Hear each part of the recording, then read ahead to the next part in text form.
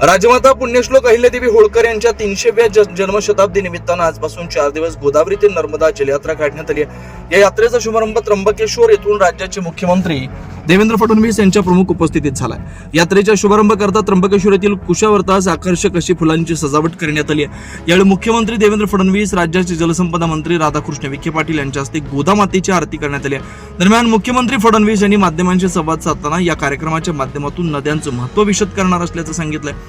आजचा कार्यक्रम हा गोदा ते नर्मदा हा कार्यक्रम आहे।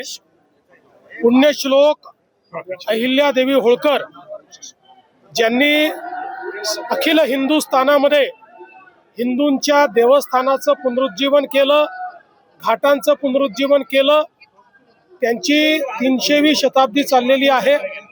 त्या शताब्दीच्या निमित्ताने महाराष्ट्र शासनाने आमच्या जलसंपदा विभागाच्या माध्यमातून एक अतिशय सुंदर असा हा कार्यक्रम या ठिकाणी गोदा ते नर्मदा अशा पद्धतीचा आयोजित केला आहे।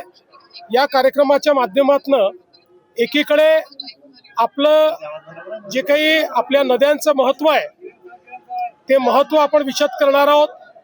जलसंधारणाच्या संदर्भात आणि पाण्याच्या महत्त्वाच्या संदर्भात आपण त्या ठिकाणी लोकजागरण करणार आहोत आणि या संपूर्ण व्यवस्थेला आपल्या संस्कृतीमध्ये अध्यात्माशी जोडलं गेलेलं आहे आणि म्हणूनच आपल्या पिढ्यानपिढ्या आपण निसर्गाची पूजा केलेली आहे। तोच भाव पुन्हा जागृत करण्याचा प्रयत्न या माध्यमातून केला जातो आहे। यावेळी भाजपचे प्रदेशाध्यक्ष रवींद्र चव्हाण, जलसंपदा व आपत्ती व्यवस्थापन मंत्री गिरीश महाजन यांचे भाजप पदाधिकारी कार्यकर्ते उपस्थित होते। 9 न्यूज महाराष्ट्रासाठी प्रतिनिधी इसाक कुरेशी, नाशिक।